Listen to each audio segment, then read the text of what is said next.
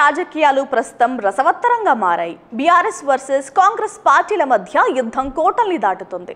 మొత్తంగా తెలంగాణ రాజకీయాలు summer heat ను మరింత పెంచేస్తున్నాయి.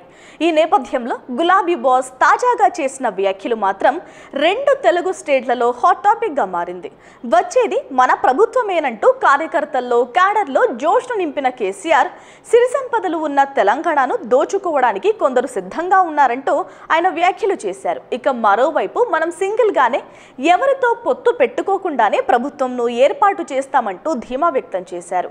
ఏపీలో కూటమి సర్కార్ పాలన గురించి మాట్లాడుతూ చంద్రబాబు జనసేన బీజేపీతో పొత్తు పెట్టుకోబట్టే గెలిచారని అన్నారు. ఒకవేళ పొత్తులు లేకుంటే మాత్రం చంద్రబాబు గెలిచేవారు కాదంటూ కామెంట్లు చేశారు మాజీ సీఎం. ఈ క్రమంలో ప్రస్తుతం కేసీఆర్ చేసిన వ్యాఖ్యలు రెండు తెలుగు రాష్ట్రాల్లో కూడా హాట్ టాపిక్ గా మారింది.